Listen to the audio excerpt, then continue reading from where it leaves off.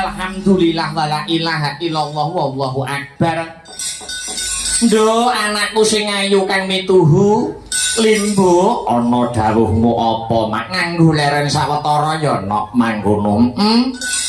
Sadurunge ngaturake ya kuwi tetembangan kang maneka warna kang sarta sadurunge matur sing akeh-akeh. Iya. Ayo luwih dhisik kowe anakku limbo tak gandeng tanganmu sing tengen bareng-bareng. Ucapake lan ngungkapake rasa puja lan puji syukur. Iya. Konjuk marang Gusti ingkang murbeng dumadi Allah Subhanahu wa taala Tuhan yang Maha Esa Hyang Widiwasana. Mangkono ya maka para nyata Gusti Allah ingkang wis malembarake keberkahan kang sarta kenikmatan. Iya. Becik nikmat sehat, nikmat sempat, nikmat iman. Moga tanpa peparing nikmat saka Gusti Allah aku kang sarta kowe sak rombongan bengi iki bisa manunggal ingkang sarta tetunggalan ana adicara utawa paharjan bengi iki no ngono.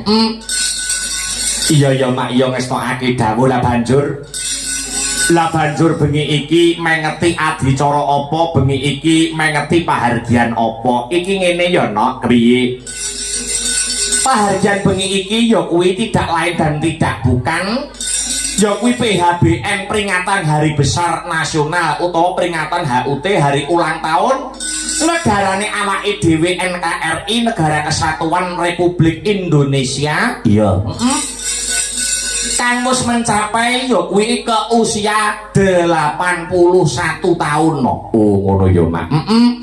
Iki dadi adicarane Agustusan, adicarane mengeti adicara kamardikane negarane awake dhewe. Pancen bener kaya mangkono ngono. Mula tak kira awake dhewe kang minangka dadi wakile kanca-kanca saka Sanggar Seni Astabrata. Ya. Ora ana tembung kang luwih endah ingkang kudu diucapake kejaba mung ngaturake panuwun ingkang tanpa pepindhan mengucapkan terima kasih yang sangat banyak. Mangkono. Kunjuk marang sapa wae. Kunjuk dumateng sedaya panitia. Iya. Ingkang dipun pandegani nuwun inggih punika Mas Araditya Waskita. Bang anu sapa kuwi putrane Pak Andi. Kang saka pelayaran yang juga salah satu penguat adicara utawa paharjan bengi iki. Mangkono. Uga ngaturake penuwun kang tanpa pepindhan untuk seluruh para warga masyarakat, dulur-dulurku, pepundhen-pepundhenku ingkang lenggah mapan ana ing Dusun Cengkong RW 7 Desa Sengkut Kecamatan Brebek Kadipaten Nganjuk. Mangkono ya mak. Iki dadi adicarane iki mung sak dusun RW 7 no. Iya bisa ngenekake wayangan. Iso ngenekake wayangan.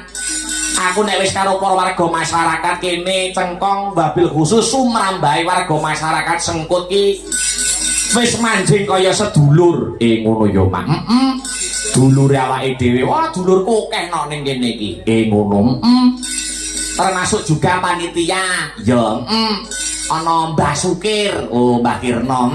Mbah Kirno kuwi termasuk panitia pada malam hari ini ngaturake panuwun. Sungguh gupo lungguh aruh ora nguciwani, Heeh.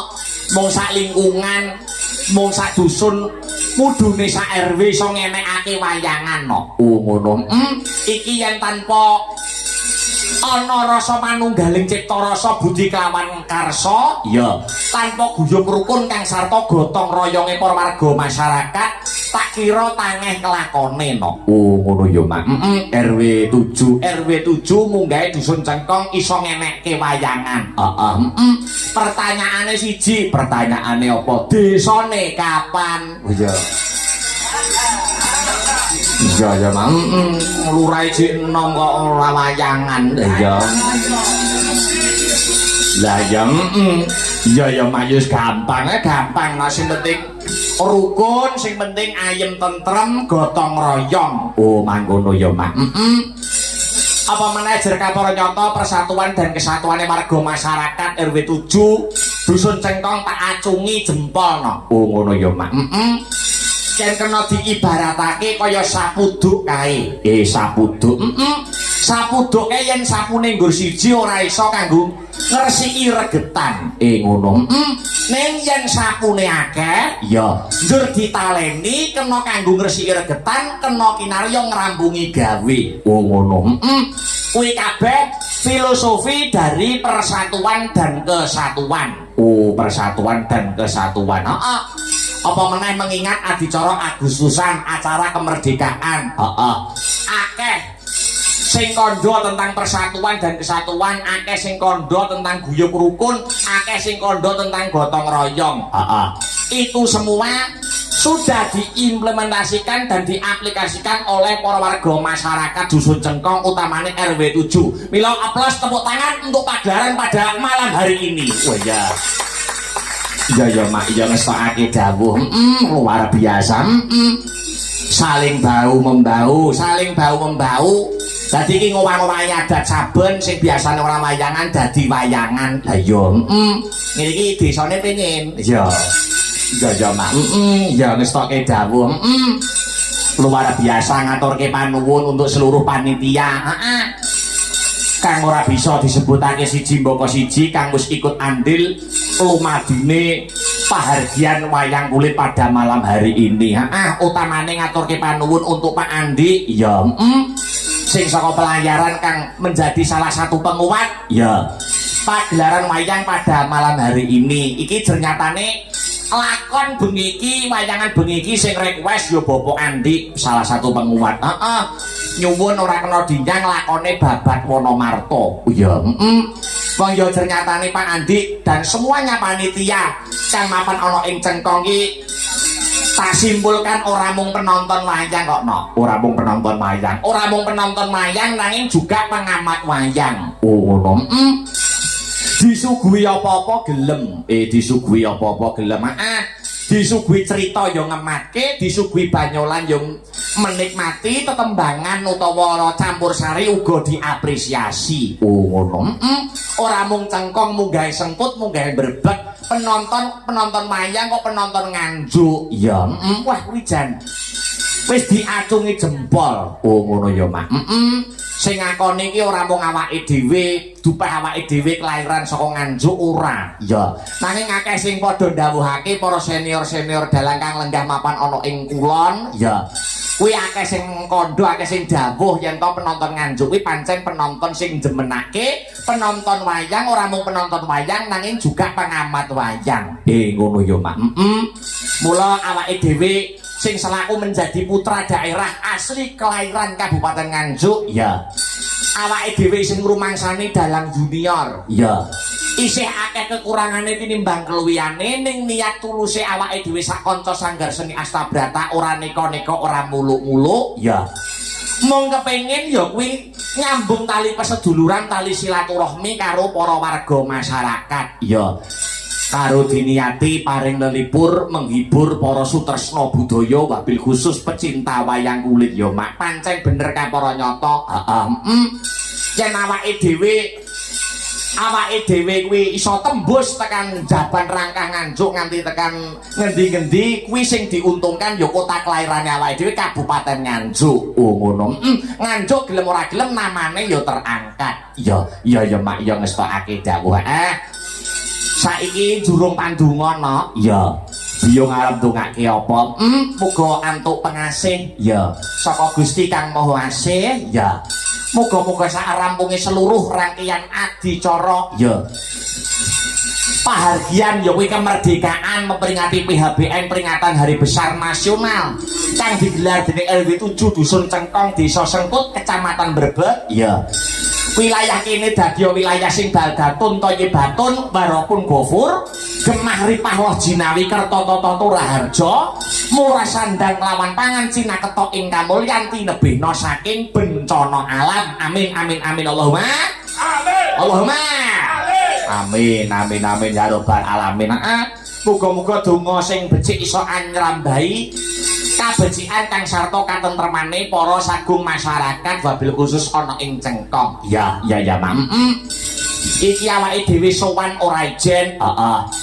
Ya kuwi selain nganti para wira pradangga pengrawit saka Sanggar Seni Astabrata kang sarta mbak-mbak lan adik-adik paranggana ya iki uga saka keparingi panitia uga nganti sedulurku tuwa saka Grobogan Mas Gareng Jajak mangkono nanging sadurunge munggah luwih dhisik kanggo salam pambuka utawa salam mukadimah no mangkono minangka salam pambuka utawa salam mukadimah ana ing sisen limbukan ya luwih dhisik ngaturake tetembangan gandeng iki adicarane Agustusan paharjan kemerdekaan ora ana rugine ora ana eleke lamun to dhisikake tembang-tembang yang bernapaskan dengan perjuangan mangkono ya Pak apa meneh kanggo menggugah jiwa patriotik kang sarta jiwa nasionalismene para warga masyarakat RW 7 Dusun Cengkong ngono tembange lancaran 45 ning luwih dhisik dibawani no ngono ya Mak ya ngestakake dawuh lagu-lagu perjuangan engko diwiwiti saka lancaran 45 dibacutke lagu-lagu perjuangan mangkono maka dipun bawani riyen Mas ya maka hanya rekara kinarya mengati tanggap warsa wiyasana negara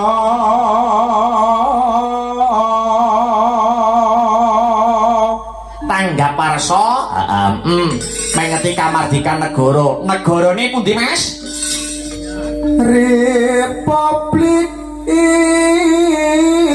Indonesia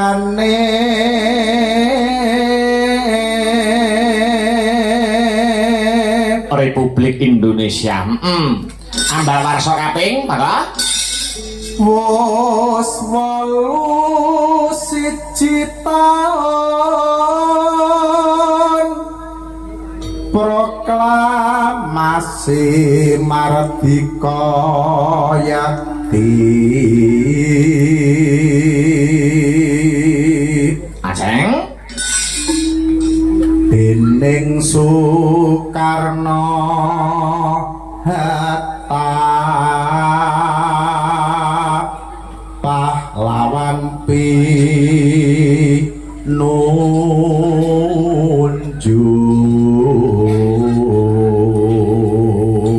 dening Soekarno Hatta pahlawan pinunjul anggone merebut kemerdekaan saka bangsa Walanda Bung Karno Bung Hatta ora ijen disengkuyung kali sinten Mas sinangkuyung prapejuang sumpahe pejuang rela bondo rela dunya anderpati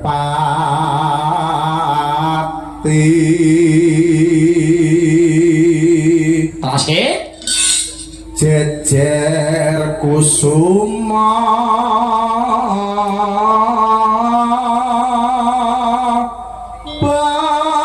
bangsa